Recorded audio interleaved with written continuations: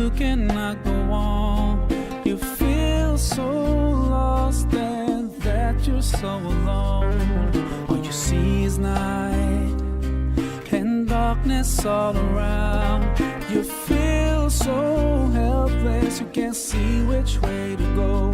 Don't despair and never lose hope, 'cause Allah is always by your side.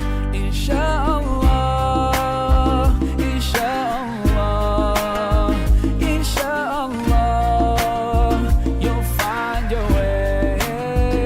Inshallah, الله وحده لا شريك له وأشهد أن سيدنا محمدا عبده ورسوله رب اشرح لي صدري ويسر لي أمري واحلل عقدة من لساني يفقهوا قولي سبحانك لا علم لنا إلا ما علمتنا إنك أنت العليم الحكيم ولا حول ولا قوة إلا بالله العلي العظيم. الحمد لله.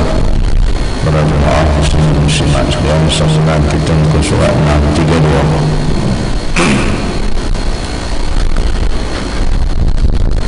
Bismillahirrahmanirrahim. Daripada hadis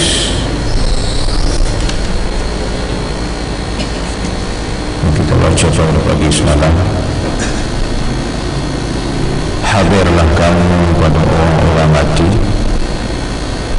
dan ajarkanlah kepada mereka kalimah la ilaha illallah, dan khabarkan kepada mereka akan masuk syurga. Sebab seorang yang tabah, sabar dan pandai, baik laki-laki atau wanita, akan bingung dalam masa dan keadaan itu. Dan iblis, musuh Allah, sangat dekat kepada manusia di saat itu, ketika akan meninggalkan dunia dan meninggalkan semua kekasih. Dan jangan kamu patahkan mereka daripada rahmat Allah, sebab penderitaan sangat berat dan keadaan sangat hebat. Demi Allah yang jiwa Muhammad ada di tangannya, menghadapi malakul maut lebih berat daripada 1000 pukulan dengan pedang.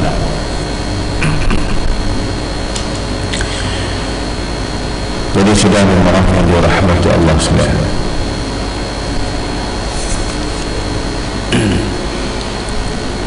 Nabi bersabda, berpesan kepada seluruh umatnya supaya kita hadir dan menziarahilah orang-orang yang sedang nazak, yang sedang menghadapi kematian. Dan ajarkanlah maka Nabi kata, laqinu la ilaha illallah, laqinu mautakum la ilaha illallah. Ditalqinkan, diajarkanlah mereka dengan orang yang nak mati itu dengan kalimah la ilaha illallah, dan khabarkanlah kepada mereka akan masuk syurga. Sebab orang yang tabah, Nabi kata, yang sabar dan pandai, baik laki-laki wanita pun, dalam masa nak menghadapi mati ini, dalam masa yang kita kebingungan,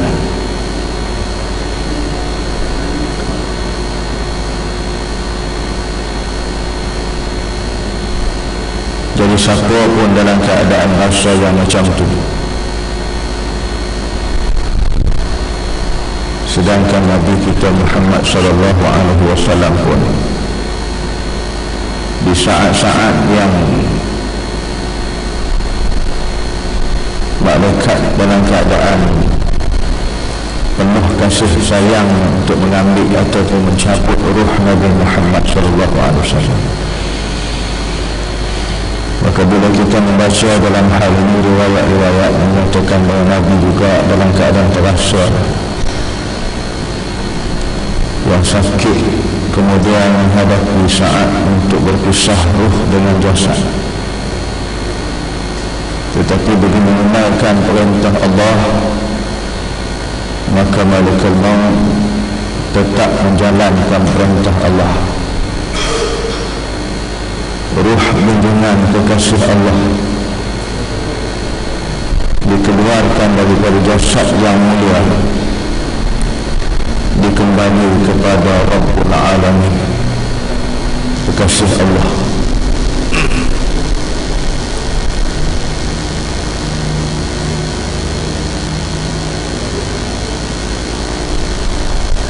Jadi dalam keadaan mati ini, kata Nabi, kita berada dalam keadaan yang kebingungan.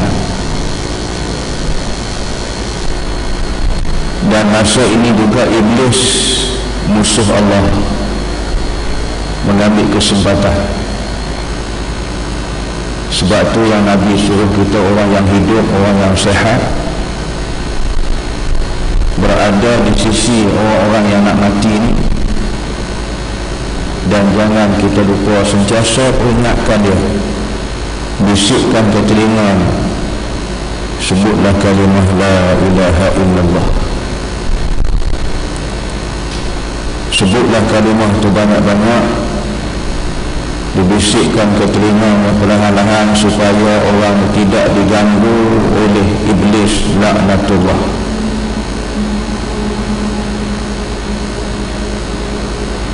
Dibimbangi kalau dah manusia sudah dimasuki dengan iblis, dia tak boleh sebut kalimah yang suci ini. Ini yang kita takut. Sebab Nabi suruh duduk, dan jangan kita tinggalkan orang yang sedang nazak, yang sedang nak mati ini. Mudah-mudahan dia dapat menyebut kalimah yang suci. Dan seboleh-bolehnya juga kita berada di sisi orang yang nak mati ini dengan keadaan kita banyakkan membaca Al-Quran Al-Karim, ayat-ayat Allah.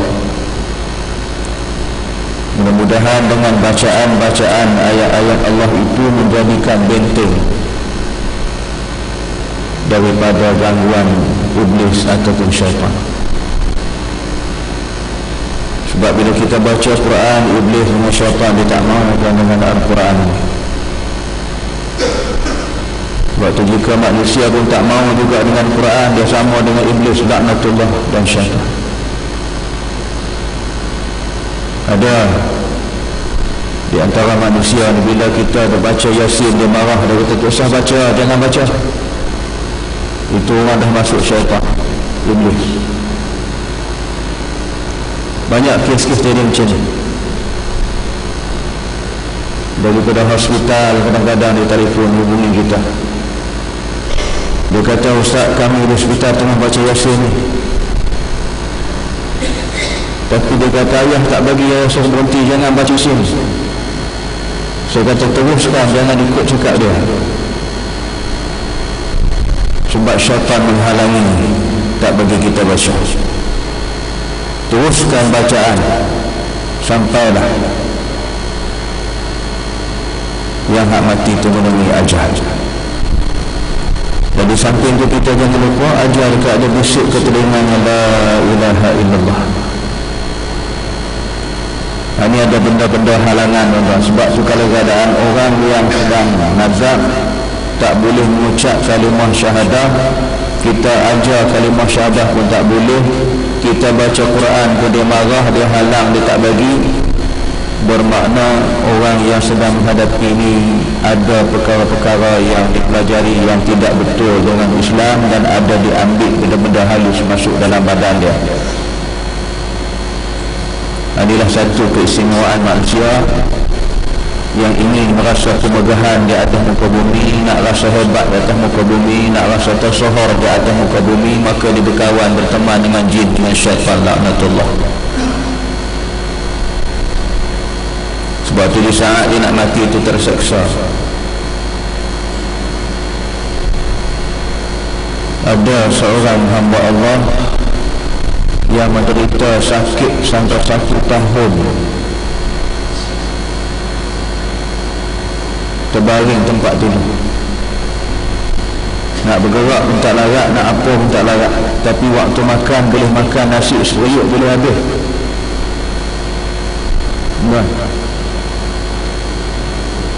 Jadi orang kampung berheran, anak dia cerita, dia kata ayah makan nasi satu periuk habis seorang. Jadi orang kampung ni bergurau dengan anak dia, engkau masak sedap-sedap, ayah engkau makan sedap, makan lah. Dia kata sedap apanya, tambah belacan ikan kering ni, sayur kangkungnya.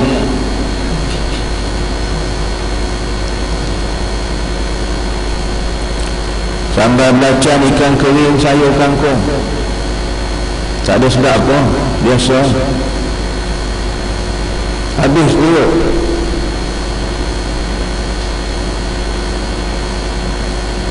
Marah sebut kangkung.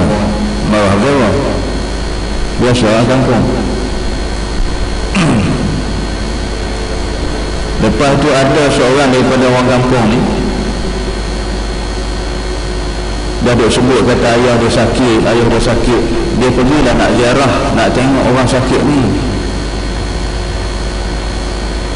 Sampai dekat rumah dia pun panggil lah. Dia orang panggil dengan bahasa orang kampung kan. Pak Su panggil cu gitu je. Dia panggil cu. Oh cu. Dia panggil dia juga ni. Dia tengah sakit tu, dia boleh bunyi suara. Dia menyahut panggilan orang tu. Kata orang yang mari ziarah tu, dia kata bunyi macam bapa harimau suara. Dia bangkit duduk, dia nak tengok kawan ziarah tu, dia tinjau tu, dia masukkan jari celah lantai, dia tarik lantai, dia tengok kawan yang nak mari ziarah ni, Allah Rabbi, cabut kasut naik tuan, lari tak cukup tanah ha? Lari tak cukup tanah, lari balik. Lepas tu dia kata ke anak dia esokkannya, dia kata aku pergi kemarin nak ziarah ayah kamu, tapi dia kata bunyi macam bapak rimau. Dia kata dia tengok, dia tarik papan dengan mata merah, aku lari dia. Ayah kau ada tak kena ni? Kau carilah tok-tok lebay mana, kata tolong buat sikit kat dia tu. Barulah anak dia tersedar daripada perkara ni. Pergilah cari seorang hamba Allah, marilah tok lebay ni bacalah doa, bacalah ayat Quran, ambil air. Dia kata ambil air ni kau bagi minum dan kau simbahkan muka dia kecil-kecil. Minum air tu disimbah terus jatuh. Dia kata tahu tak, ayah kamu dah setahun dah meninggal ni. Yang duk makan tu bukan dia, Qarin. Dalam Quran dia panggil Qarin Qarin, teman dia tu duk makan setahun sudah. Tu yang seperiuk boleh habis, jangan-jangan periuk pun dia telan. Nasi kosong, sambal belacan, ikan tamban tergeliat kering, dah. Ulam kangkung, goreng sayur kangkung, itu aja. Terus habis. Barulah ayah dia mati. Panggillah orang mandi jenazah. Orang mandi jenazah ni kena tahan jari, tahan tangan. Kalau siram macam tu, kulit dengan daging akan berlalu bersama dengan air, macam kita siram macam tanah lumpur. Air setahun punya busuknya Tuhan yang maha mengetahui.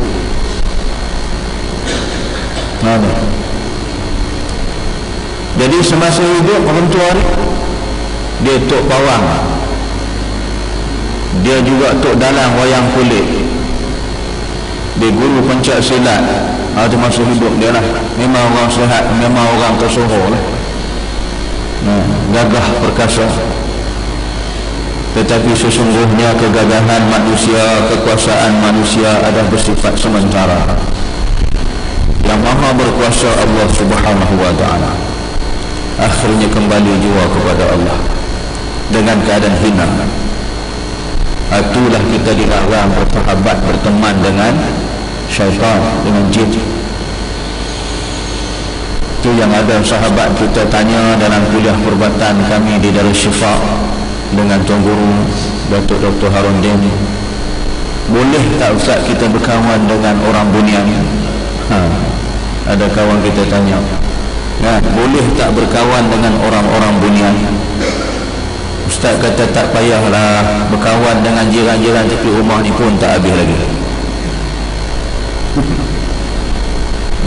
Jiran tepi rumah pun tak kenal habis lagi. Cakap tahu namanya, asal dia mana, duduk mana, orang mana, kita tak tahu lagi. Senang cerita. Berkawan dengan orang nampak ni senang, berkawan dengan orang tak nampak ni payah. Itu semua di kalangan makhluk Allah di alam yang ghaib. Jadi sebab tu kita ingat seksa dan azab sengsaranya orang yang berkawan, berteman dengan qarin, bersahabat dengan jin, dengan syaitan iblis, mereka mati dalam kehinaan. Asy-syaitanu ya'idukumul faqr. Syaitan menjanjikan kefakiran, kata Allah. Ingat, ini adalah satu perkara yang melakukan syirik kepada Allah. Jadi sebab itulah bila ada di antaranya, sebab banyak kalilah saya dalam kes ni, dia orang telefon nak baca Yasin, dia tak bagi Ustaz. Saya kata teruskan bacaan Yasin, tengok apa akan jadi kesudahan. Jadi anak-anak pakat baca juga tak berhenti. Akhirnya dengan mudah dia boleh menghembuskan nafas yang akhirnya. Oh, tidak terseksa berapa hari dah terlantar di hospital. Doktor dah bubuh alat, dia dah ada kesan, dia kata balik rumah dah, tak ada apa dah, tak boleh buat apa dah. Tapi masih hidup, masih hidup lagi ni. Ada benda-benda yang menghalangi dia.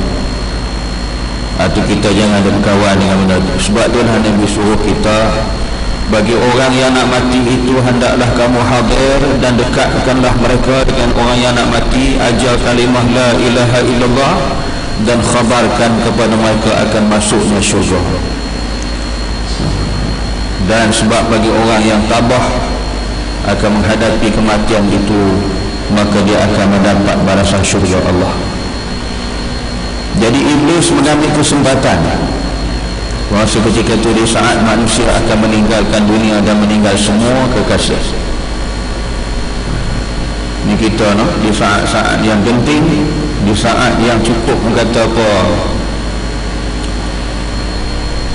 terdesak, yang kita akan berpisah buat selama-lamanya. Dan jangan kamu putus patahkan mereka daripada rahmat Allah, sebab penderitaan sangat berat dan keadaan sangat hebat. Maknanya orang yang nak mati itu mudah-mudahan mendapat rahmat Allah. Kita peringatkan dia sentiasa dengan kalimah la ilaha illallah. Bacalah Quran, ingatkan kalimah itu, mudah-mudahan dia mendapat rahmat Allah. Sebab kata Nabi, sangat berat penderitaan dan keadaan yang sangat hebat yang ketika nak mati itu. Demi Allah yang jiwa Muhammad ada di tangannya, menghadapi malakul maut lebih berat daripada 1000 pukulan dengan pedang. Itulah dikatakan bila kita baca riwayat, Nabi sendiri pun dalam keadaan untuk diambil nyawanya dalam keadaan yang sakit. Tapi sakit sebagai seorang anbiya dan mursalin, Allah berbeza dengan kita. Malaikat yang disuruh mengambil ruh, maka diambil dengan pada hati-hati, dengan penuh sopan santun, dengan penuh kasih sayangnya. Barulah ketika itu diambil ruh Nabi, diletakkan di atas pengusungan di dalam bulan dalam daripada syurga Allah, dibawa bertemu dengan Allah kekasih Tuhan. Kembalilah kepada Allah kekasih Tuhan ini, kepada Allah yang maha pengasih lagi maha penyayang. Sebab tu Nabi kata, la mu'alajatu malikul maut asyaddu min alfi darbatin fis sayf. Beratnya nak habis nyawa tu lebih daripada 1000 pukulan pedang. Ayo, sekali kena pedang pun sakit ni. Tak percaya, ambil tetak tengok sekali. Nah, kita dah potong daging, potong kena tangan sikit jari pun, ya Allah, kan, sakit. Ini Nabi kata nak mati tu sakitnya lebih berat daripada 1000 pukulan pedang, 1000 kali tetak. Allahu Akbar, sakit lebih daripada itu. Sayyidina Umar Al-Khattab 9 kali ditikam dengan kerambit ketika solat subuh. Sedang beliau rokok, Abu Lu'lu'ah mengambil kesempatan ketika rokok inilah dibenam kerambit 9 kali. Kali yang ke-9 kena di bawah pusat Amirul Mukminin, baru jatuh. Kuat menahan ketika menyembah Allah solat subuh tu. Dia jadi imam. Abu Lu'lu'ah menyamar seorang munafik masuk ke sembahyang sama. Jadi kesempatan itulah digunakan untuk membunuh Sayyidina Umar. Maka kali ke-9 baru jatuh, dipangku oleh sahabat. Abu Lu'lu'ah lari. Bila lari mereka dikepung, dia dah tercetit tak lepas nak lari, kerambit itu dibenam ke dadanya sendiri. Dia tak mau ditangkap, tak sanggup ditangkap oleh sahabat-sahabat Rasulullah. Beliau benam kerambit itu ke dadanya sendiri, bunuh diri dia sendiri. Itulah betapa sakitnya, tetapi sakitnya mati ini Nabi kata lebih daripada 1000 pukulan pedang.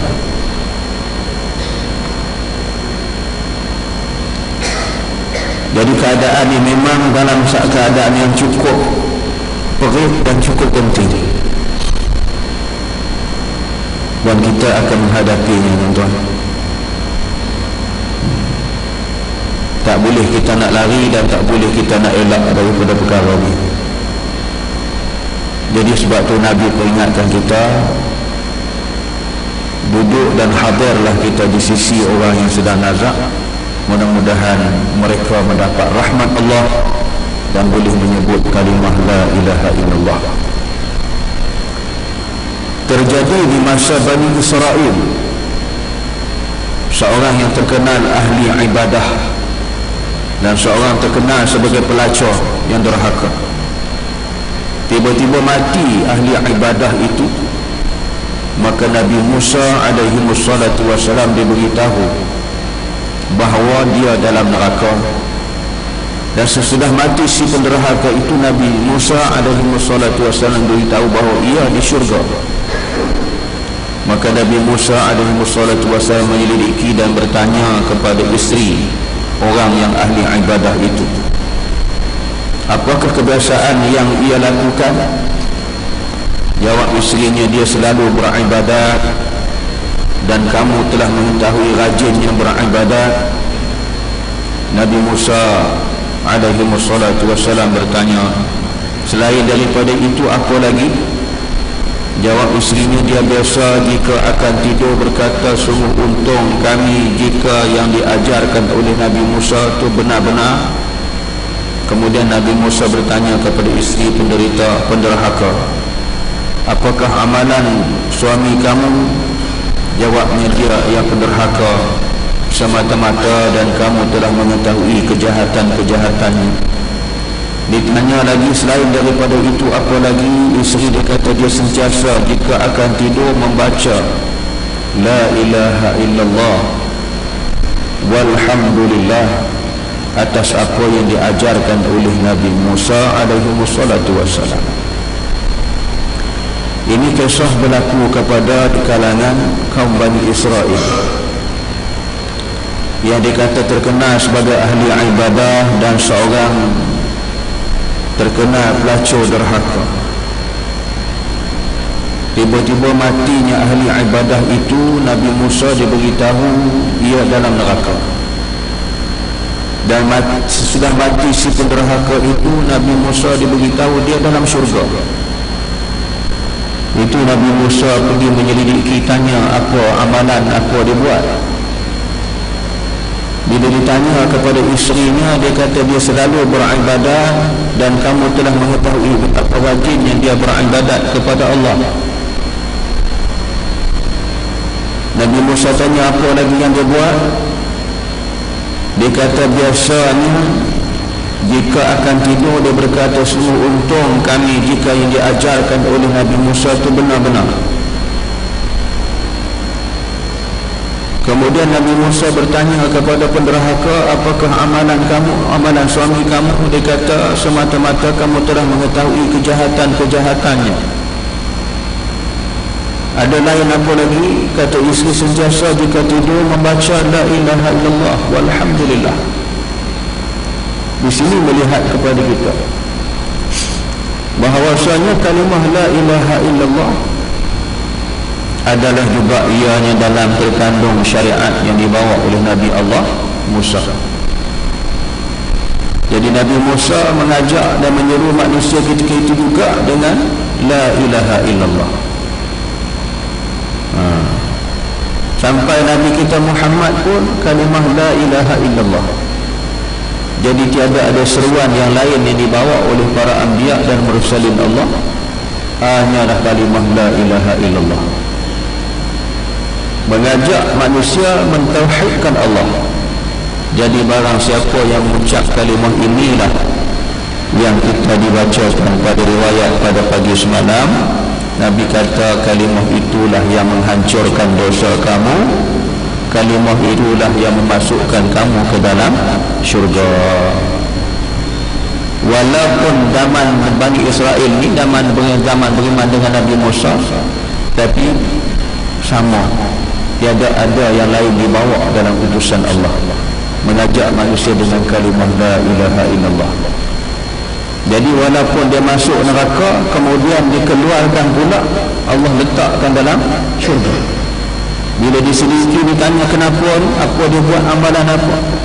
Dia kata semasa dia tidur, dia nak akan tidur, sentiasa dibaca la ilaha illallah. Itulah kalimah yang boleh menyelamatkan kita daripada neraka Allah, dan kalimah yang boleh membenar menghancurkan dosa-dosa kita di sisi Allah. Betapa hebat dan besarnya kalimah la ilaha illallah. Oleh yang demikian, hendaklah kita sentiasa berucap dan mengatakan kalimah itu selalu. Sebab itulah kata Hujjatul Islam Imam Al-Ghazali rahimallahu ta'ala, rajuk balik dalam kitab Ihya Ulumuddin, dalam kitab Minhajul Abidin, dia kata dengan berzikir kepada Allah itulah satu daripada kelebihan kita menyebut nama Allah. Zikir sebut nama Allah, Allah memberikan kita kebaikannya. Inilah yang kita nampak dalam hadis, di akhirat menjamin kesejahteraan bagi orang yang banyak menyebut nama Allah, berzikir kepada Allah. Ala bizikrillah tatma'innul qulub, dalam surah Ar-Ra'd. Dengan mengingati Allah, jiwa kita jadi tenteram, tenang, aman, damai. Syaitan, iblis pun tak berani dekat. Banyakkan zikrullah. Mudah-mudahan dengan banyak zikir itu dapat menghancur dan membenamkan dosa-dosa kita yang telah kita lakukan terhadap Allah Subhanahu wa ta'ala. Di samping itu dapat membersih hati, jiwa nurani manusia daripada kekotoran. Maksiat kita zahir, ada maksiat batin, kan? Ada dua.